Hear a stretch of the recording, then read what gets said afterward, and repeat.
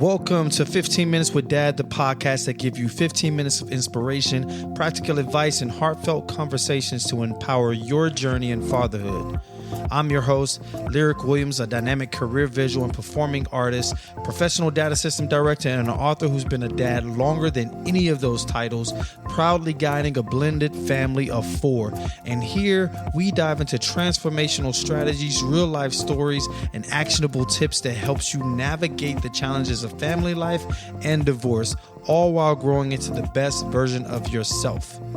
Whether you're looking to boost your emotional resilience, redefine your role as a father, or simply find balance in your everyday life, you're in the right place. So get ready to transform your fatherhood journey 1 minute at a time. Now let's get started. Welcome back to another episode of 15 Minutes with Dad, the podcast where we have real conversations about fatherhood, personal growth, and the journey to becoming the best version of yourself. I'm your host, Lirec Williams, and today's episode is all about something every father wants but sometimes struggles to cultivate, and that's deep connection and how we're building meaningful relationships with our children, our spouse, and our co-parent. We all know that being physically present isn't enough. Our kids need emotional presence, connection, and engagement. But between work, responsibilities, and everyday stresses of life, how do we create strong relationships and lasting relationships with our children? In this episode, we're going to explore why connection is the foundation of a strong father-child relationship, the biggest mistakes dads make when trying to bond with their kids, and 5 powerful strategies to strengthen your connection and build a relationship that lasts. If you want to create deeper, more meaningful moments with your kids, this episode is for you. Let's get started. We often think that providing our children, making sure they have food, shelter, and opportunities is what makes us great fathers. And don't get me wrong, that's essential, but there's something even more crucial: the emotional bond we build with them. Why? Because kids don't just remember what we do for them, they remember how we made them feel. Studies show that children who are strong emotional connections with their father have higher self-esteem, are less likely to engage in risky behaviors, and perform better academically, and feel safe and more secure in relationships later in their life. When a father is emotionally present, a child doesn't just grow up, they thrive. But let's be real. Many of us weren't raised with fathers who openly express love, emotions, or deep connection. So if this is new territory for you, you are not alone. The good news is it's never too late to start. Now let's talk about some of the biggest mistakes we as fathers make when trying to connect with our kids and how to avoid them. The biggest mistakes fathers make when trying to connect. All right, so let's be honest. Sometimes, despite our best efforts, we feel distant from our kids. Maybe they don't open up to us, or maybe we feel like we're trying, but the connection isn't as deep as we'd like. Here are 3 major mistakes that can unintentionally create emotional distance. The first, trying to connect on our terms and not theirs. We think that bonding means doing what we like, sports, fixing cars, or talking about life in ways that make sense to us. But connection happens when we step into their world, whether it's video games, music, art, or whatever they're passionate about. Let's fix it. Ask your child, what's something you love that I can do with you?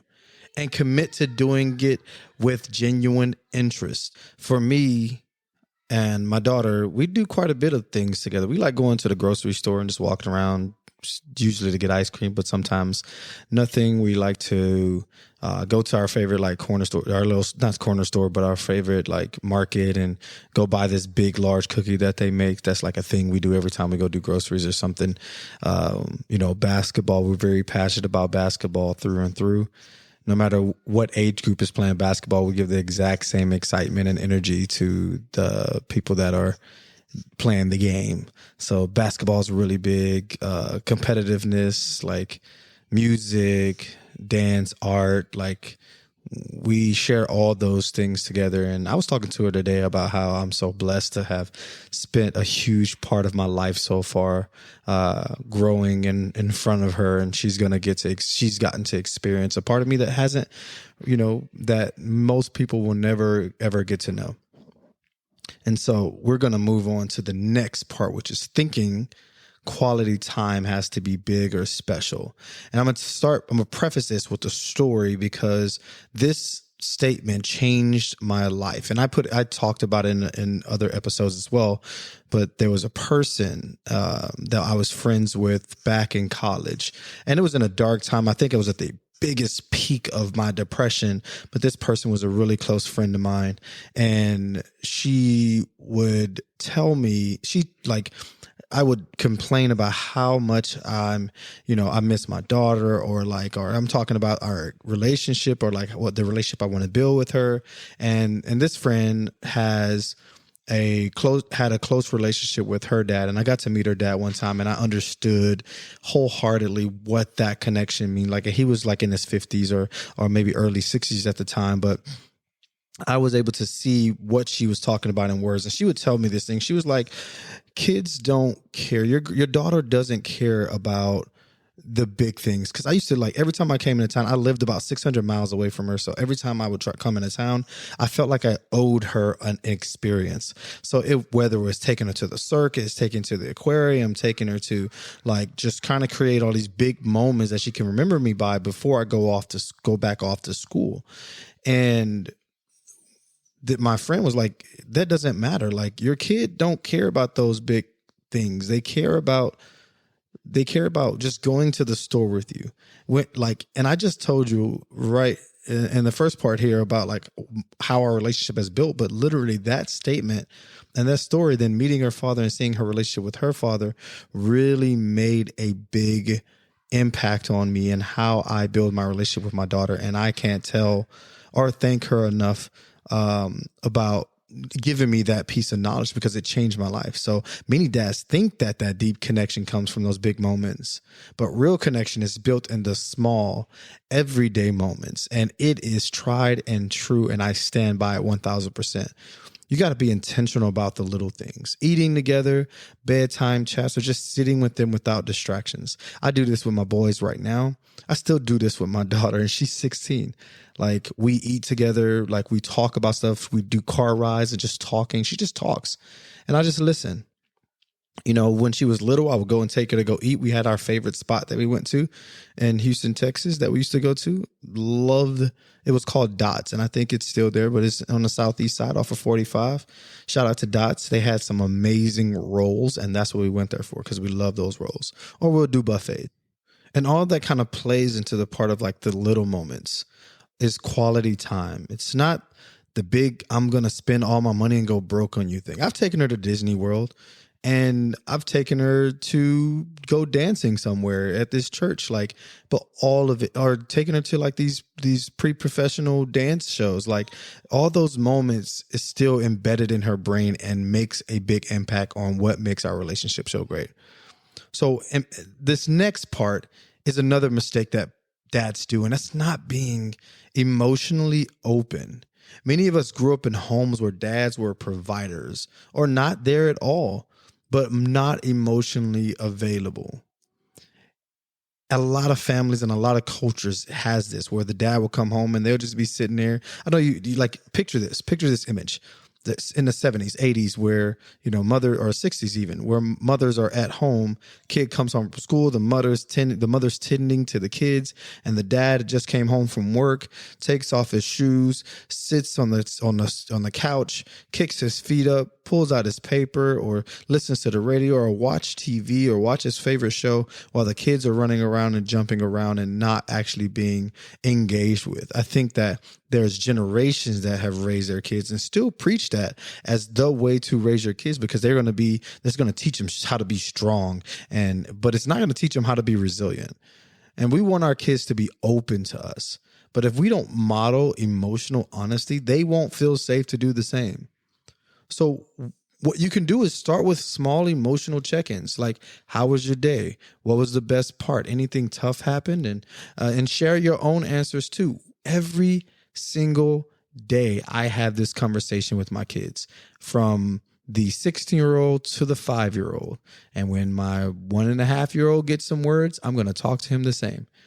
But it is like we talk about this every day. We check in every day. They ask me about my day. And when my day's tough, I let them know how tough my day was.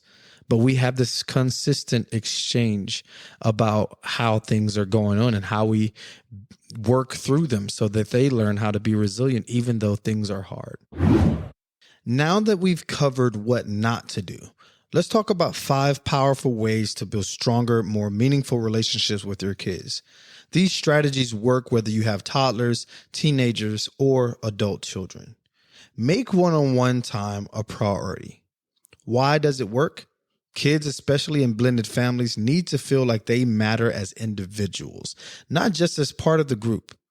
And how do we do it? So we schedule solo time with each child, even if it's just 15 minutes a week. I get about 15 minutes a day with each one of them. I have 4, and it requires me to give each of them attention. I can't go a week with 15 minutes, but you can start with just 15 minutes in a week and let them choose the activity and just be present. Like, do it. Don't talk. Don't question it. Instead of just family movie night, take one child out for ice cream, go on a short walk, or play their favorite game. For my 16-year-old, we go hooping together sometimes. We go somewhere, or maybe we'll go for ice cream. For the 10-year-old, I take him to go get some ice cream sometime. We do Brazilian jiu-jitsu together. He loves Brazilian jiu-jitsu. I do Brazilian jiu-jitsu now with him, and I have to pay for it, but it's fun and I enjoy it. And I'm going to compete soon, and he now wants to compete soon. And for my 5-year-old, we take drives every day because I pick him up from daycare and drop him off at daycare, and we have a whole morning that we spend with each other, and it's just me and him. And my 1-year-old as well. But, on most occasions, my 1-year-old gets a lot of attention. So I'm working through the toddler and the 1-year-old, but like all of them. And I'm a blended family. So like I have a blended family, and that solo time is so, so important for them to feel like they're just not a part of a group. The second is be present, not just physically there. Kids can tell when we're distracted, when we're there, but not really there. How to do it: put your phone down. Give full eye contact. Acknowledge what they say with more than just, Like, instead of just door openers, ask them what, tell me more about that. Look at them and tell me more. Just don't multitask during their moments. Listen to their stories. And just engage with them and play with their imaginations. With my 10-year-old, that's very important that we play with imagination, because he thinks so broadly now and his world is getting bigger by the day. And when we're talking about it, he's really looking to see how I feel and what I think about it. But also, I'm just I'm playing and bringing my imagination up to his imaginative level. The third way you can do this is by learning their love language. Not all kids receive love the same way. And this is how a way that you can implement this is, if they love words, give verbal encouragement. I'm so proud of you. You're so awesome. I think that you are so intelligent, so growth-minded. I love how you do this thing or how you do that. If they love gifts, small tokens of appreciation means a lot. So whether that be oh man, you did a great job. I took my boys out just for ice cream, just because when I had to deal with them on my own, I was at a formal event and they had to be sitting down and quiet and to listen to Mariah, my 16-year-old, play, her sax in a competition. They behaved very well. And so I took them out for ice cream just on that note. And that was so much fun for them. They loved that. They were so excited. But I probably shouldn't have, now that I think about it, because when we got home, they were a lot more hyper. And they were bundling up energy before then, but I gave them sugar. But hopefully, from after the fact, after I got the ice cream and they got home and they were hyper, then they crashed a lot easier. So that was a trick. But if they love time together, focused on shared activities. And my 10-year-old is Abraham is a shining like piece of this. He loves to do shared activity, so that quality time, and whether he's just sitting there talking about his favorite game or videos he's learning or talking to you about space, he just likes this quality time, and it makes him feel so much a part of the family. And so we're, like I said before, we're doing Brazilian Jiu-Jitsu, and it is so much fun. We get to talk about what we've learned. He gets to watch how I express discipline, and he's mimicking that as well. And he's challenging himself. He's opened up his door to like challenging himself to like go against failure, and like how do he get up from that, and like that whole nuance of competitiveness is something that he's learning. And if your child responds to touch, give more hugs and high fives. If they act like acts of service, make them their favorite breakfast, just because. For my 4-year-old turning 5-year-old, like, he loves hugs and high fives. He gets so excited about it. He loves hugs. And so does my 1.5-year. They love hugs. And even when when my 5-year-old has big feelings, hugs come very handy at that time. Number 4, apologize and be vulnerable. Kids respect authenticity. If they see you own up to mistakes, they'll feel safe to do the same. And I'm teaching this to my 5-year-old. Say I messed up earlier. I should have handled that differently. I do this with my 10-year-olds. I do this with my kids in general. But I have to put an emphasis on my 5-year-olds that he's learning authenticity. And I would say share personal challenges. Make sure they're age appropriate to show them it's okay to struggle and grow. Instead of getting defensive when you're wrong, say, you're right. I should have listened better, or let's work on that together. Like, taking that moment doesn't belittle you and makes you not a parent. It makes you more human to them. And they are emulating you. But if you seem like a god to them, or this perfect figure that they have to live up to, they will never be able to live up to that, but they're going to emulate you. And it's important that you emulate like great qualities. So like the fifth thing I would say, and this is something that has made a big difference in my family because I just started enacting this late last year, but create special traditions. It could be stupid to anybody else, right? But it makes sense to your family. They love that stuff. Kids love that stuff. Like, those rituals create lifelong memories and deepen emotional bonds. Start with the weekly tradition, like pizza Fridays or weekend hikes or storytelling nights.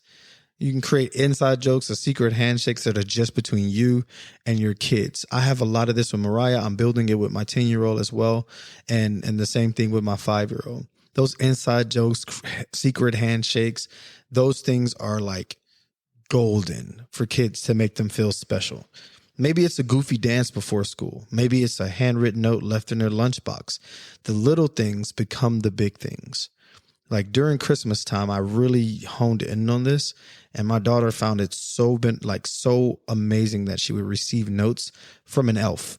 And she's 16. She knows it's not really from an elf, but the imagination behind it made her feel so good about herself. Her emotional changes were significant during that time.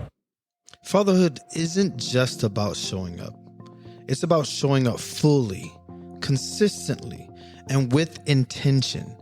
Today, we talked about why deep connections matter, the biggest mistakes to avoid, and 5 powerful strategies to build meaningful relationships with your kids. See, here's your challenge. Pick one of these 5 strategies and apply it this week. Whether it's one-on-one time, being more present, or starting a new tradition, take action and watch how your connection with your child grows. If you're enjoying this series, visit 15minuteswithdad.com for more insights, tools, and ways to apply these principles. Next week, we'll be talking about navigating co-parenting, building bridges with your ex for the sake of your kids. Until next time, be present, be intentional, and build that bond that lasts a lifetime.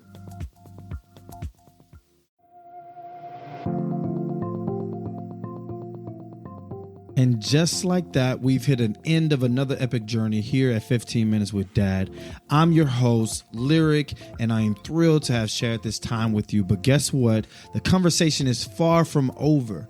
Want to dive deeper into the Dadverse? Check out our website at 15minuteswithdad.com and join our vibrant community on Instagram, Discord, and TikTok for your daily dose of dad inspiration camaraderie. And here's something special. Subscribe to our newsletter at 15minuteswithdad.com for exclusive goodies and behind-the-scene peeks you won't find anywhere else.